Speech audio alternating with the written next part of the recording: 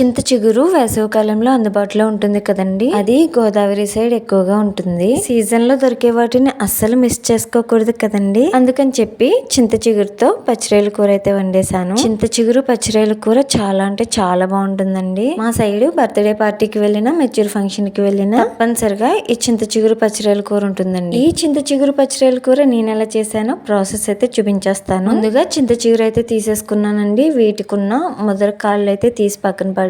చిన్న చిన్న లేత కాళ్ళు ఉంటాయి కదా, అవైతే ఉంచేయచ్చు. ఇప్పుడు ఈ చింత చిగురిని వాష్ చేసుకుని పక్కన పెట్టేసుకున్నాను. ఇలా వాష్ చేసుకున్న చింత చిగురిని ఒక ప్లేట్ లోకి అయితే వేసి పెట్టేసుకున్నానండి. దీంతో అయితే ఇంకా పని ఉంది. ఇప్పుడైతే పచ్చిరాయలు తీసుకుని శుభ్రంగా బాగు చేసుకుని, పచ్చిరాయకి బ్యాక్ సైడ్ నల్లటి తీగ ఉంటుంది కదండి, అదైతే తీసేయాలి. చిన్న పచ్చిరాయలకి అవసరం లేదండి. ఇలా మీడియం సైజు పెద్ద సైజు పచ్చిరాయలకి అయితే తప్పనిసరిగా తీసేయాలి. ఇలా క్లీన్ చేసుకున్న వాటిని ఒక ప్యాన్ లోకి అయితే వేసేసుకోవాలి. వాటర్ ని సెపరేట్ చేసేసి పచ్చిరాయలన్నీ వేసుకున్న తర్వాత కొంచెం పసుపు, కొంచెం సాల్ట్, అలాగే కొంచెం కారం వేసుకుని ఇంకా కొంచెం నూనె వేసుకుని స్టవ్ మీద పెట్టి వేయించుకోవాలి. ఇలా కొంచెం కొంచెం అని కొసరు ఎందుకు చెప్తున్నాను అంటే, మిగతా ఇంగ్రీడియంట్స్ అన్ని కూడా కూరలో వేస్తాం కదండి, అందుకే పచ్చిరాయలు వేయించినప్పుడు కొలతలు అవసరం లేకుండా ఇలా కొంచెం కొంచెంగా వేసుకుని వేయించుకోవాలి. ఇలా పచ్చిరాయల్ని వేయించుకునే ప్రాసెస్ లో పచ్చిరాయల నుండి వాటర్ రిలీజ్ అవుతుంది. అలా వచ్చిన వాటర్ అంతా కూడా ఎగిరిపోవాలన్నమాట. అంతలా వేయించుకోవాలి. మరి కొంతమంది ఏం చేస్తారంటే పచ్చిరాయల్లో కొంచెం పసుపు, సాల్ట్ వేసి వేయించుకుంటారు. దానికి ఒక పేరు ఉంటుంది, అదైతే ఐడియా లేదు. కానీ ఈ ప్రాసెస్ లో వేయించుకున్న పచ్చిరాయలను అయితే ఏ టైంలో యూజ్ చేయాలో తర్వాత చెప్తాను. ఇదంతా కూడా పచ్చిరాయల నుంచి రిలీజ్ అయిన వాటర్ అన్నమాట. ఇదంతా కూడా ఎగిరిపోవాలి. ఇలా పచ్చిరాయల్లో ఉన్న వాటర్ మొత్తం ఎగిరిపోయిన తర్వాత తీసి పక్కన పెట్టుకోవాలి. ఈ ప్యాన్ ని ఒకసారి క్లీన్ చేసుకుని స్టవ్ మీద పెట్టి ఆయిల్ వేసి 2 పెద్ద సైజు ఉల్లిపాయలు తీసుకుని ఇలా చిన్న చిన్న ముక్కలుగా కట్ చేసి ఆయిల్ లో వేసి బాగా మగ్గించుకోవాలి. ఉల్లిపాయ ముక్కలు ఒక్కటే వేయించుకుంటే ఏం బాగుంటుంది చెప్పండి.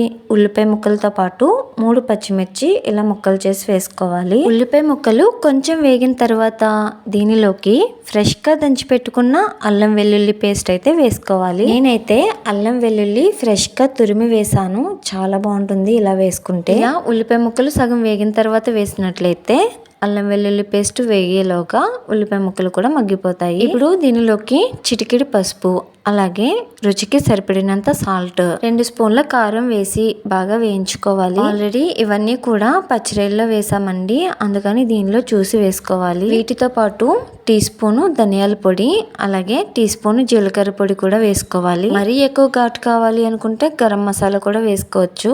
ఈ కూరకి అంత ఘాటు అవసరం లేదండి. ఇప్పుడు మనం వేసిన ఇంగ్రీడియంట్స్ అన్ని కూడా ఉల్లిపాయ ముక్కలకు పట్టేలాగా కలుపుకోవాలి. ఇప్పుడు దీనిలోకి వాటర్ వేసుకోవాలండి. మరీ ఎక్కువ కాదు, అలాగని మరీ తక్కువ కాదు, సమానంగా చూసుకుని వేసుకోవాలి. ఎందుకంటే ఆల్రెడీ పచ్చిరాయలు వేయించేసాము. చింతకు ఇలా వేయగానే అలా మగ్గిపోతుంది. అందుకని చెప్పి మరీ ఎక్కువ నీళ్లు వేయనవసరం లేదు. కూర ఈ విధంగా ఉడుకుతూ ఉండగా దీనిలోకి ముందుగా ప్రిపేర్ చేసుకున్న పచ్చిరాయలను వేసి బాగా కలుపుకోవాలి. చాలా మంది ఏం చేస్తారంటే వాటర్ వేయక ముందే పచ్చిరాయలను వేస్తారు. అలా వేసినట్లయితే పచ్చిరాయ అనేది గట్టిగా అయిపోతుంది. ముందుగా ఆయిల్ లో వేయించాను కదండి, ఇలాగైతే పచ్చిరాయ అనేది సాఫ్ట్ గా ఉంటుంది. ఇప్పుడు దీనిలోకి చింత చిగురు యాడ్ చేయాలి. ఈ చింత చిగురుని తీసుకెళ్లి ఇలాగే వేసేయకూడదు. దీనితో కొంచెం పని ఉందని చెప్పాను కదండి, అదేంటంటే వీడియోలో చూపిస్తున్న విధముగా ఇలా 2 చేతుల్లో పెట్టి కొంచెం చింత చిగురుని క్రష్ చేయాలి. మిక్సీలో వేసుకోవచ్చు కదా అంటారేమో, మిక్సీలో వేస్తే పేస్ట్ అయిపోద్దండి. అలా కాకుండా ఈ ప్రాసెస్ లో అయితే ఒకసారి చేసుకోండి. ఇలా నలుపుకున్న చింత చిగురుని తీసుకెళ్లి కూరలో అయితే వేసేసుకోవాలి. చింత చిగురు ఉడకటానికి ఎక్కువ టైం అయితే పట్టదండి, 5 నిమిషాల లోపే ఉడికిపోతుంది. చింత చిగురు లేతగా ఉంటుంది కనుక